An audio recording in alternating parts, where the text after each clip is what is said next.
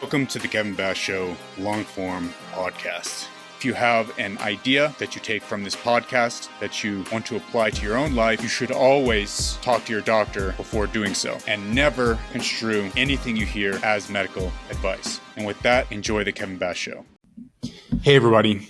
In this video, I'm going to be talking about the risks, the downsides of resistance training.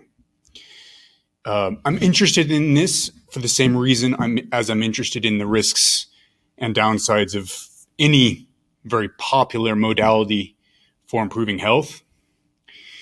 Many modalities for improving health that are promulgated in popular media and on social media are oversold. And not even just modalities, lifestyle modalities and dietary modalities, but rather even pharmacological modalities, drugs by pharmaceutical companies. They're oversold. The benefits are overstated to the public. And this happens for one very simple reason. People make money by overselling. People make money. They make reputations. They can get grant money by overselling. It is a way to advance one's career, no matter what field one is in, by overselling and overhyping something with respect to health. One can advance one's scientific, financial, industrial, etc. career.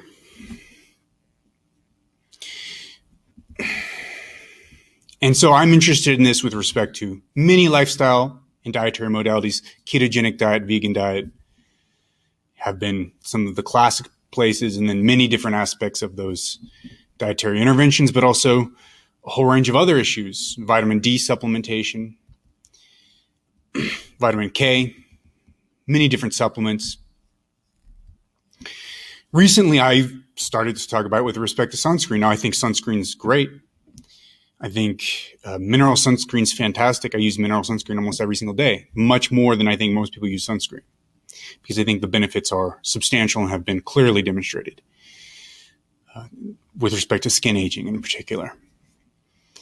Nonetheless, I think that there are potential risks for chemical sunscreens. I don't know if those potential risks are real. It's an evidence gap. So because of that evidence gap that it currently exists, I'm a little more hesitant about chemical sunscreens. I think they're probably okay, but I don't know. I don't think science has yet clearly established that they are okay. And I look through health interventions, many different health interventions, many different dietary and lifestyle interventions, and I try to find the ways in which they're overhyped, essentially for money. So whenever I, for example, pointed out the sunscreen example, there is a group of cosmetic science people who are funded by industry who want to deny any risk whatsoever, and even to the point of denying what federal regulatory agencies say about these products. And I'm going to be addressing this in a future podcast episode where I debunk another podcast on this particular topic. But that segues into this issue, and I want to point out where this started. Precisely where this started. And it started with this Brad Schoenfeld tweet. This message can't be shared enough. Credit to A. Feigenbaum for a brilliant image. And the image is of what it's called the ultimate pill. And it says resistance training. And there's a pill called resistance training. In this metaphor, this meme by this person named Avery Feigenbaum. A. Feigenbaum is their handle, AFAIGENBAUM. And it says it leads to strength and power increases, insulin sensitivity, muscle mass, quality of life, mental health, injury resistance, cardiovascular health, and athletic prowess. All of these are benefits, which got me to thinking, what are the risks and downsides of resistance training? And I have a few stories about that. In fact, I have quite a lot of experience here because I've done resistance training for 20 years. I have, during my first 2 years of resistance training, for example, I went from being skinny fat, 6'1", 160 pounds. So not even a lean 160 pounds, not even an athletic 160 pounds at 6'1", quite a flabby 160. So no muscle mass to speak of. I was a nerd, not athletic whatsoever. And then I went from that within 2 years, natural, completely natural, to 200 pounds leaner, lower body fat than I was at 160 pounds. So I gained more than 40 pounds of muscle in 2 years, maybe 2.5 years, which is close to unheard of for a natural athlete. It's on the border of the best possible gains you can make. And I did that. And then I lost that after college. I lost most of it because my natural form is about 160 pounds. And then I've regained it again. I've regained it partially multiple times. And then, of course, during medical school, I completely regained it. And I'm now almost 210, bigger, or about the same size that I was at my peak in college. So I have a lot of experience with this, and I have a lot of experience with, at least post high school, with athletics and the use of resistance training for the purpose of athletics, especially powerlifting and now jiu-jitsu. What I can say about this is very clear. I've run into many, many issues, health issues, that I've created through my pursuit of resistance training.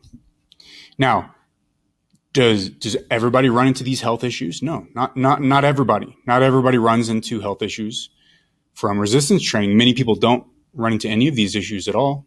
And then quite a substantial proportion do.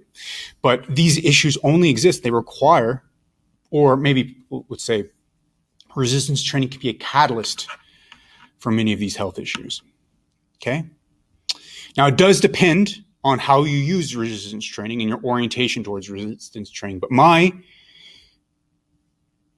case that I'm going to make here is that the way that resistance training is promoted in the popular media and online systematically downplays the downsides, systematically encourages an irresponsible and toxic use of resistance training. You see in people's social media, like gigantic men deadlifting 500, 600 pounds. There's kind of a toxic macho culture of resistance training that is often promoted in the popular media and online. And if you look in the superhero movies, for example, or mini action movies, body sizes keep getting larger and larger. The men keep looking more and more like bodybuilders. The average superhero for 2022 is dramatically different than the one from 1962. The Superman from the 1950s and 60s doesn't even look like he lifts, right? He doesn't even look like he lifts. Now he looks like a bodybuilder, like a jacked bodybuilder, right? At minimum, a really good natty bodybuilder. Body image for men has changed dramatically, and Chris Bell documents this in his documentary Bigger, Faster, Stronger very clearly. And you can see this in the G.I. Joe figures.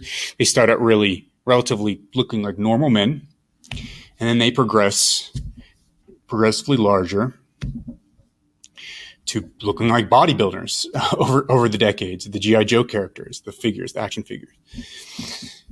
So there is a changing understanding of what the optimal male body composition is, and I would say an overemphasis on mass, size, strength, resistance training, and a certain orientation towards resistance training, squeezing out the maximum amount of muscle mass possible, with almost zero discussion of risks, especially to young people. Okay? I think as a result, this causes all sorts of problems. These risks to manifest in a large proportion of people, and we don't get a really safe an understanding of how to best do this in the most safe manner possible. And so what I want to do in this video is discuss what these downsides are and discuss how we can change that culture. Now, again, before I continue, I want to point out that this is going to get a lot of pushback from a lot of people. This has already gotten pushback from top health influencers, by top lifting influencers, powerlifting influencers, because they hate this message. Why? Because they're trying to sell programs. And if you hear people say that resistance training has risks, then they can make less money. So they have a financial incentive to be against this kind of message.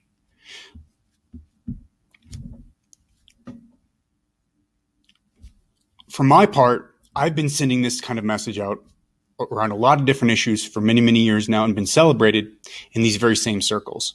And now whenever I talk about this with respect to resistance training, I get this strong resistance, this insistence that I've changed. I haven't changed. This is exactly what I've done for years with regard to multiple other online cults. And I think there's an online resistance training cult that I'm going to be resisting and calling out in this video. So Schoenfeld only shows the benefits of resistance training here. He doesn't show any risks, but as we know, every health intervention has risks. Everything that has a positive biological effect has a potential downside. Some people are more susceptible for many different kinds of reasons, genetic reasons, biological reasons, biochemical reasons. There's reasons that people might be more susceptible to certain kind of drugs, psychological reasons, brain reasons. Resistance training is no different. Some people are more susceptible to the risks and downsides of resistance training than others. And so when we promote resistance training to everybody, we are also causing some harm as well. Now, overall, I think often in many cases, the benefits outweigh the harms. And I think that we can make that even more the case by reducing the amount of harm from resistance training, by making people more aware of it, creating better programs, etc. And that's going to be part of my mission here. But the fact is that what Brad did here is irresponsible. He's a great scientist. He does great science on resistance training. But with respect to his communication for resistance training, what he's done here is irresponsible. It's very similar to what, say, Rhonda Patrick, Andrew Huberman, David Sinclair, those kinds of people do with respect to the interventions that they overhype without talking about the harms or without talking about the downsides or without talking about the caveats and nuances. People want to hear the overhyped idea, and the overhyped idea makes money, as Dr. Oz knows, who's now worth millions of dollars, maybe hundreds of millions of dollars, and running for political office now because of a career of overhyping on the Dr. Oz show. It is a lucrative industry. Okay, but what are the downsides? So I've been talking about it for 10, 12 minutes. Let's talk about them now. So whenever he wrote this, I wrote the following reply. It's actually at the top. I said, I love weight training as much as the next bro. And I really do. I've gained 40 pounds of doing it. And I'm looking forward to my next 20. I'm not looking forward to my next 20. I'm looking forward to my next 30 or 40, right? I want to be in 230, 240 pounds. That's what I want to be. I want to be hulkingly large, and this is my personal goal. So given that I have this goal, given that I'm invested in strength training, given that I love resistance training, I can still be honest and objective about my experiences. And there are downsides. So what's the downside? Eating disorders is a downside. Disordered eating in general is a big downside. Body dysmorphias, right? Huge downside. And we can talk about this. We're going to talk about all three of these. And then joint damage. And for me, it was the lower back damage, but I think it's all the joints get damaged. But the lower back is the biggest issue because I think the lower back is the most debilitating. Although lower extremity joint problems can also pose a serious problem as well for function. For similar reasons, because they support the whole body, right? The knee supports the whole body. Let's actually start with body dysmorphias, the number 2 one I mentioned.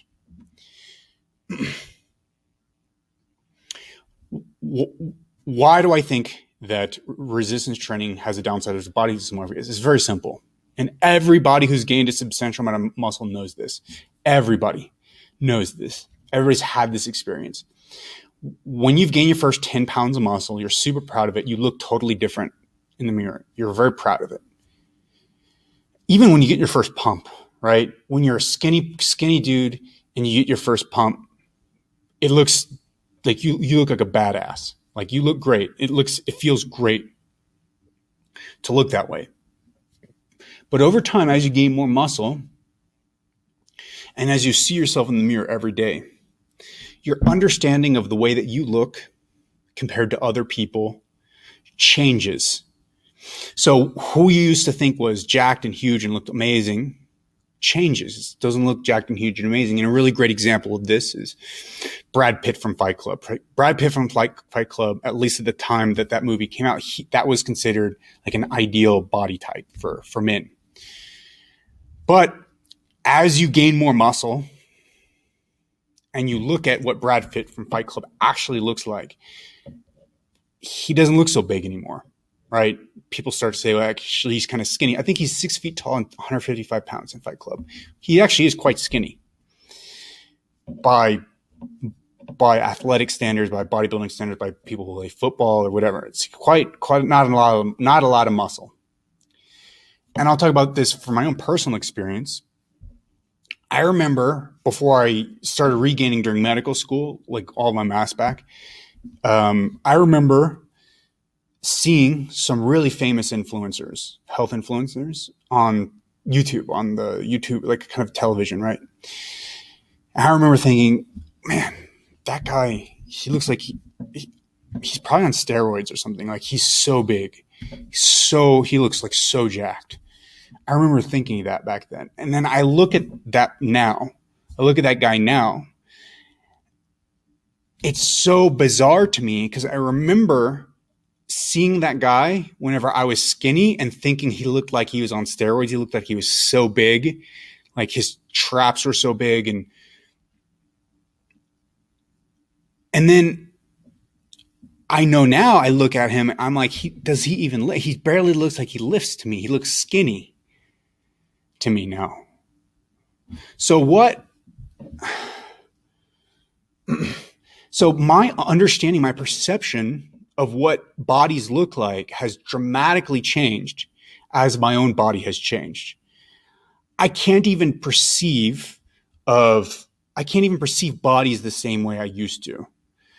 I can't even see bodies as being like what they really look like. There is no what they really look like for me anymore. Or maybe there never was, right? It's always relative. So once you start getting bigger and bigger, your perception of what an optimal male body looks like changes. And this also happens corresponding to the deeper and deeper you get into these bodybuilding communities, because what's normal or lauded in these communities can be quite different. When you're first starting out, you might think Brad Pitt from Fight Club looks great. Then maybe Brad Pitt from Troy. Then maybe Brad Pitt from Troy starts looking small. And then you start thinking Henry Cavill from Superman, or Jason Momoa from Aquaman. You start thinking, wow, okay, so that's like what I need to start striving for now. Because the norms of the communities that you're involved in, as you get deeper and deeper into lifting, they change. So over time, your dissatisfaction with your body, even as you get bigger, can grow. And I know that many people who are serious lifters have experienced this. Maybe even, I would say, as far as changing perceptions are concerned, as you get bigger, your perceptions of what's big and what's optimal changes.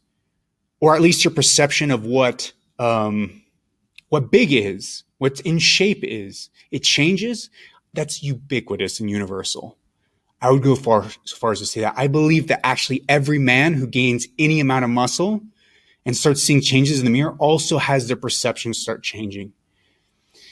I don't know what causes this. I know that it's something that happens when you get bigger. And so you end up in cases where, if you look at the biggest bodybuilders in the world, the mass monsters, right? What you think of when you think of bodybuilder, like the steroid bodybuilders, they don't look human anymore, right? And it's especially that way if you see them in real life. If you see them on screen, it's not as bad, but when you actually are around them in real life, people who are that large, they look like cows. They're so large. They don't have a normal human form anymore. The reason that they're able to look like that is because that community has normalized that body standard, because they've concentrated bigger and bigger guys within a smaller and smaller community. And that's the standard of that community at that point. And so when they look like that, they don't think there's anything wrong with that. They think that's awesome. They think it's awesome to be that big. Whereas if you saw those people in real life, most of them would not look good to like a normal person who's not into resistance training and just not, there's just a normie, so to speak, right? They wouldn't look good to that normie because their perception is very different from the perception of the bodybuilders and the people in that bodybuilding community.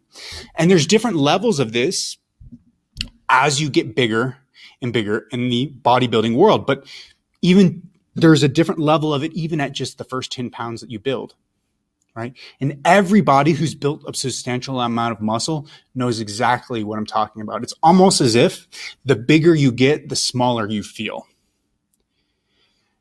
I would go so far as to say body dysmorphia and bodybuilding and resistance training, serious resistance training where you gain substantial amount of muscle, body dysmorphia and resistance training go hand in hand. It's not even a question of like, how can I avoid it? It's not a question of anything like that. It's just what happens to your perceptions whenever you gain a significant amount of muscle. And we know this. A great example is Jeff Nippard. Jeff Nippard will go on podcasts, will talk to experts about gaining muscle. Jeff is gigantic.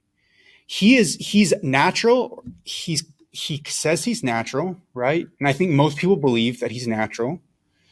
But if he is natural, he's at the very highest end of aesthetics, of size for a natural lifter. Let's look at his pictures. And you guys can see what I mean. Yeah, he could be natural, but if he's natural, he's at the highest end of what is achievable naturally. And of course, people say it's because of his height. So he's very compact, so his muscle bellies fill out more. Regardless of whatever it is, he doesn't look he looks like really large and really aesthetic and really good. And yet Jeff himself would like to gain more size. Why? If you saw him in real life, maybe he would look good, but he's at sort of the highest end of like what looks good. And a lot of people wouldn't say it looks good, right?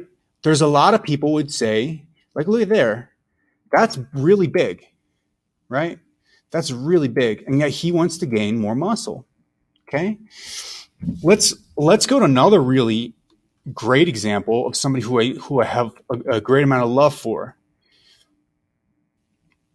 And I was on his podcast with Mark Bell.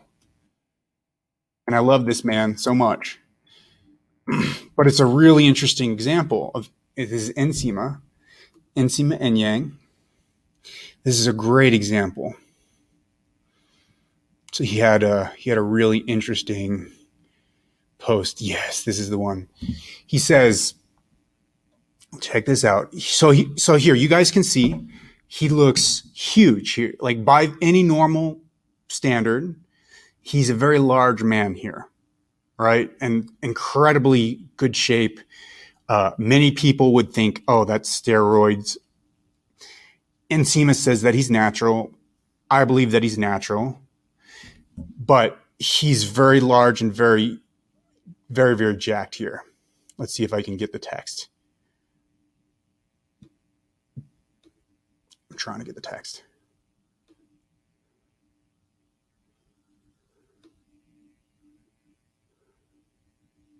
Great.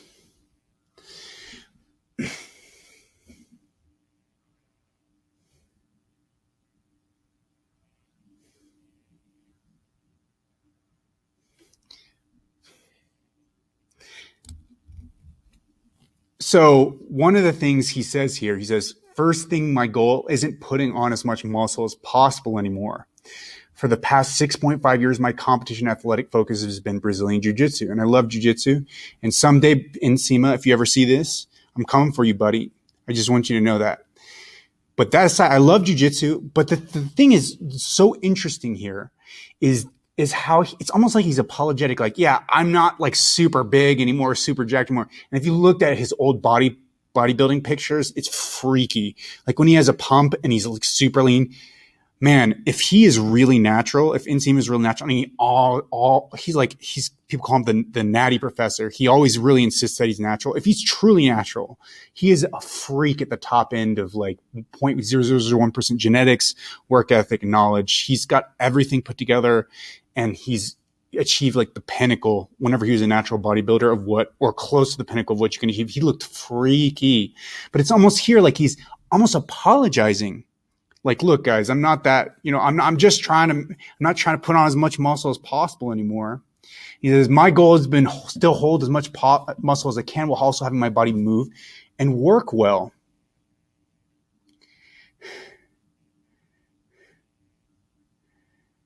So it's almost like he's like, I'm just trying to look good. This isn't even me trying to be as big as possible. But clearly, he's freaking massive. He looks amazing. He looks jacked and huge. And so the point is that when you get to the size of these guys and you get big, no amount of size ultimately makes you completely happy, right?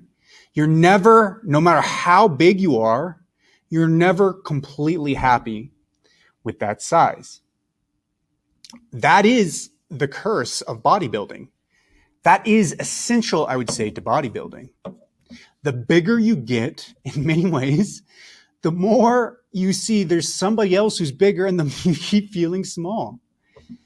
It's almost like the bigger you get, the smaller you feel. It's incredible how that is. And that can interact with certain self-esteem issues and insecurities. And then actually you start to dislike the way that you look. And that's a true dysmorphia. But bodybuilding itself changes your perception in such a way that your sense of reality of what's normal and what normal proportions are is fundamentally distorted by the very act of putting on muscle.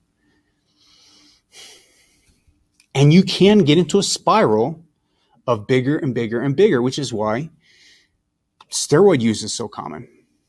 And we can talk about that in another video, how common steroid use is. It's very common. Now, I said myself, I'm 210. I'm naturally like 160, 6 feet tall. I want to be like 240, 250, right? What does that mean? That means that I'm a part of this.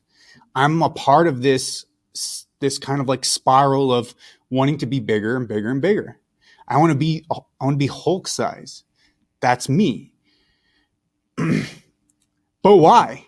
I just started wanting to be as big as Brad Pitt and Troy, which was like, 170, 180. I thought that was huge.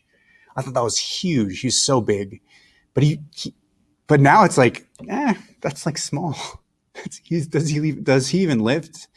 Like, did that guy lift? I don't think Brad Pitt lifted for that role. And I think he was probably just eating chips on the couch. But in all seriousness, my perception of what's normal has dramatically changed. And that can become unhealthy for a whole host of reasons.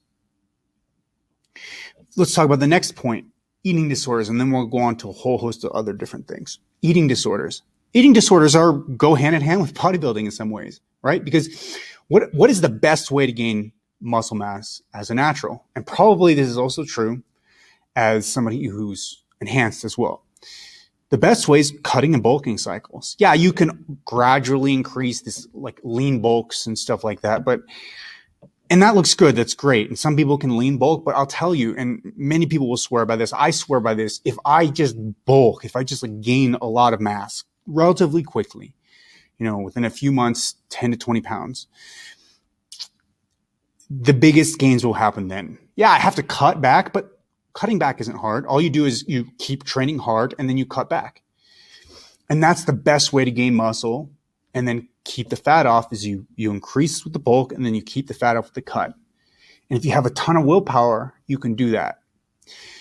Here's where it gets really problematic. If you get so intense about needing to be bigger and bigger and bigger, even if you're a natural, right?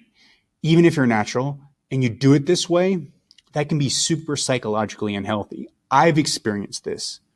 I'm telling you, the way to gain as much muscle as possible and the fastest amount of time, and then take the fat off is not by a lean bulk. It's by bulking and then cutting, like traditional cycles of gaining as much muscle as possible, then cutting off the fat in a cutting cycle, maybe 1 to 2 pounds per week of weight loss after that. So psychologically unhealthy if you do it at that rate.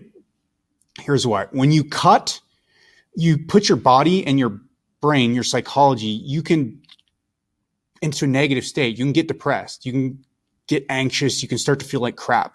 People say feel like crap. What that really means is you feel bad. You don't feel good. You feel emotionally bad. You don't handle stress as well. Everybody who's done hard cuts knows this. You feel more anxious. You feel less at ease. All these other things that are quite negative from cutting, they happen to a lot of people. Now, people who are naturally lean, this doesn't happen to them as much, but people who are not as naturally lean, it's a lot harder. It can be a lot harder. And then after you start bulking again, once you've gotten done with your cut, you start eating a lot, you feel amazing. Bulks feel great. You feel amazing. You feel so good when you're eating in a calorie surplus again. So you can get into this almost bipolar state where each bulk feels amazing. You're on top of the world, and then you're cutting and you feel depressed often. I did, at least. I felt terrible during my cuts and great during my bulks.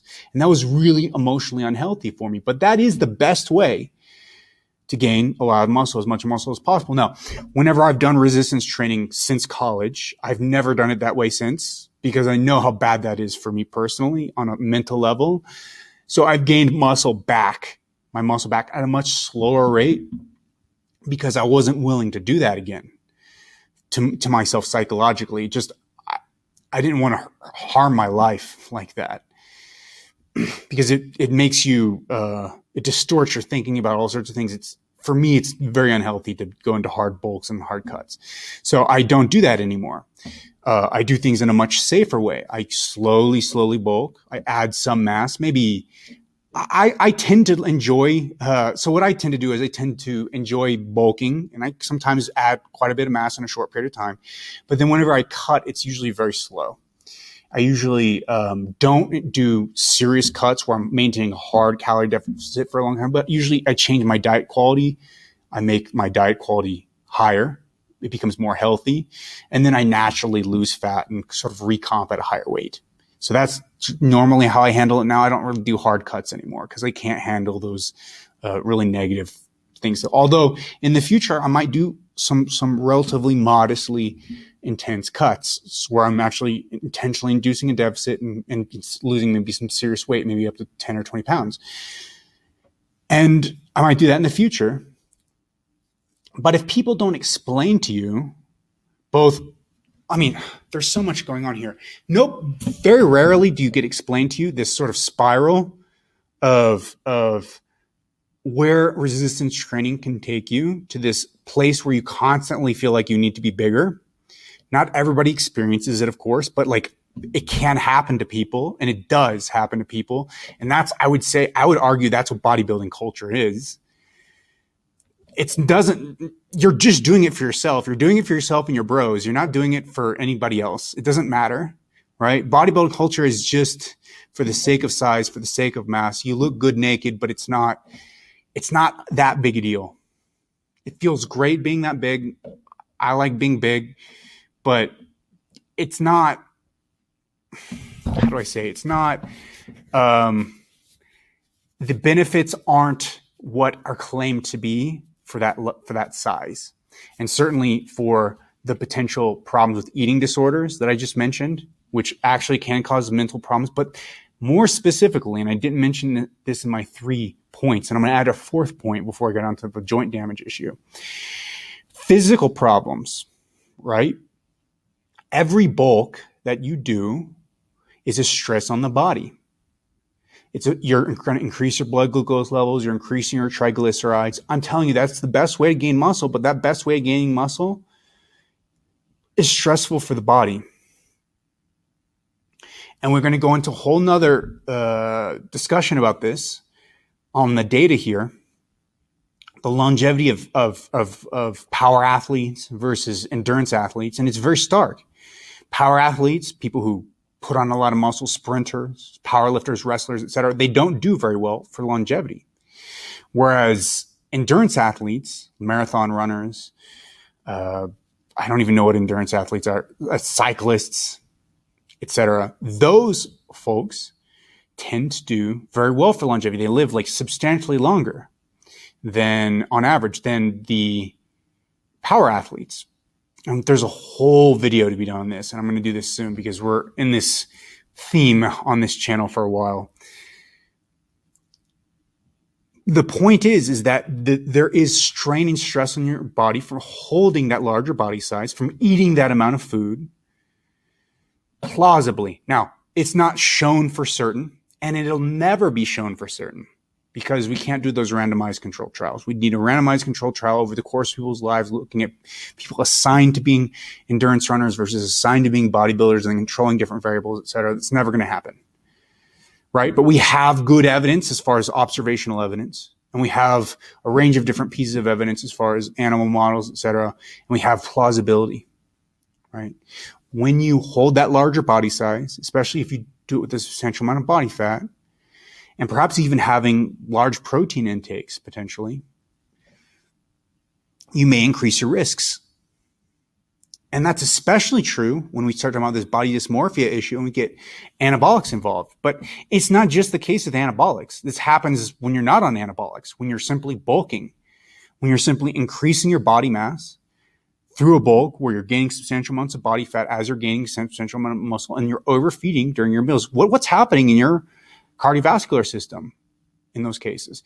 Temporarily, your blood pressure is going up, your blood triglycerides going up, your blood glucose is going up, all that substrate's going up, all that stuff that's proatherogenic is going up in general, not always, but in general, and you are probably increasing your lifetime cardiovascular risk and the stress on your body, the stress on the organ systems as a result of that increased load that your body then has to support in terms of the muscle mass and the fat mass.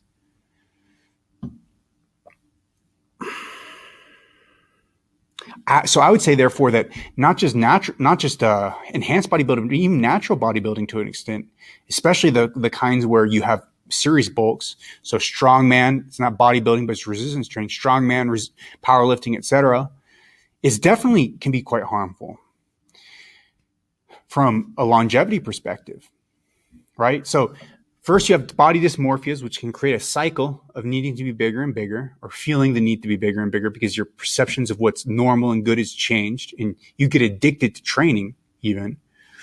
That can lead to certain ways of eating that are not healthy, both psychologically and physically, because you're overfeeding, okay? And then sometimes underfeeding, which I think is also bad for a lot of people psychologically. And then, so you're getting mental, physical issues, but then also let's talk to the last point, the joint damage issue, right? This isn't mentioned much. And again, there's going to have to be a whole nother video on this because there's probably going to be a big uproar about this video, or at least there has been uproars about other posts I've made about this topic. And so, I mean, if you look at, I was ratioed, right, on this, this Twitter post. Both Jeff Nippard and Jordan Feigenbaum got really upset about this. Incidentally, they both make money and make a living by selling resistance training and selling resistance training programs. They both make money that way. Part of their living is made that way. So take that for what it is, but they both got upset at this. And they challenge, like, what's the evidence? I'm telling you guys, everybody knows what I'm talking about is true. I'm not telling you exactly what proportions of people end up having these problems, but these problems do increase in these populations. Now, you can say that, it's not necessarily, it's not necessarily resistance training itself, and that's true, but resistance training and the culture around resistance training contributes to these issues. But nonetheless, I'm going to be talking about all these different issues in much greater detail in separate videos. This is like an overview video. It's already 40 minutes long. But I'm going to hit the joint damage issue now. And we already know very clearly that among powerlifters, among weightlifters, among bodybuilders, the rate of injury is quite consistent, about 1 or 2 injuries per year that impair training. You have that happen over the course of a decade. That's 10 to 20 injuries over the course of a decade. 20 years, 2 decades. 20 to 40 injuries. Eventually, those injuries can accumulate and become chronic. and impair quality of life.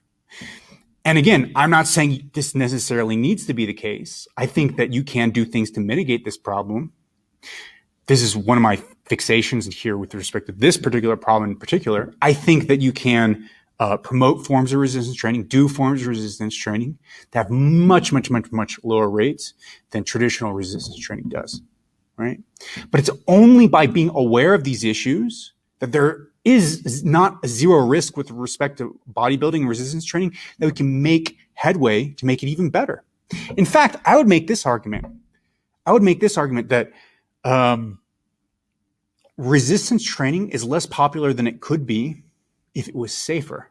If it was safer, people got injured less, and people cared about people getting injured less. We had a culture about people getting injured less when we promoted it, and we promoted it in such a way that caused fewer injuries, as opposed to the macho way that it's promoted now, where you have big, super muscly, jacked, steroided guys on Instagram all the time lifting these super heavy weights, and it's, squatting every day is promoted by a lot of subcultures, and powerlifting culture can be macho and crazy as respect to resistance training.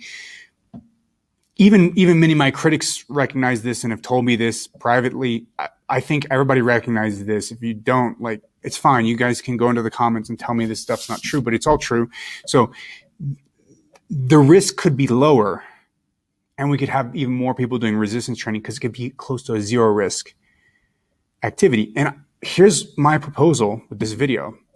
What if we made resistance training, with respect to joint damage and even with respect to these other issues I'm talking about, a much lower risk activity? With respect to joint damage, what if we made it a zero risk activity with no injuries ever, or very few injuries ever, down to 1 to 2 injuries per year to 1 to 2 injuries per decade? What if we got it there? And what if we significantly lowered the risk of these other things by having the right kinds of cultures and the right ways of promoting these practices that were more responsible than that currently promoted? And I believe that we can do that. I believe that there are ways to promote resistance training and weightlifting more responsibly than is currently done. And because the resistance training community is so resistant, it's so resistant to the fact that there are risks and downsides, it's unable to take that opportunity to make those improvements. It's actually its own worst enemy in making resistance training all it could be. So for this video, this is the beginning. I'm proposing of making resistance training all it can be with respect to health, longevity, risk, and harm. And it's not all it can be right now. And it could be if people paid more attention and we created a better culture around this. And that's what this video is the beginning of. And then there will be a whole, a couple decades worth of work that I will do on this, where we will make resistance training better, safer, more effective, more attractive for people, because it won't be surrounded by and imbued with this toxic machismo that it currently is imbued by, and which causes it to harm people unnecessarily. People can get just as jacked, just as awesome looking, just as amazingly vascular and shredded with a lot less risk. And that's something that fascinates me, that we can actually make resistance training even better, more attractive, safer, and a better health intervention, instead of sweeping it under the rug and pretending these problems don't exist, because they really do exist. And there are serious risks associated with resistance training, and those risks don't need to exist.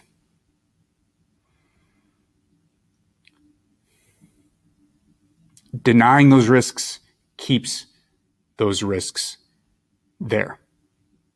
Addressing them head on and discussing them and asking what we can do to reduce them is one of the best things we can do to help people, in my opinion. Wonder what you think about this video. Leave me your comments, hopefully positive ones. If you're going to be an angry person about this, you hate the message that I'm sending, you think I'm all sorts of different things, I don't know. You can also leave Patreon money. That would be great. I've got a Patreon account. You can grab that. I think that's going to be in the outro. Leave a review on Apple Podcasts if you like the podcast, a 5-star review if you like the podcast. Thanks for listening. Peace.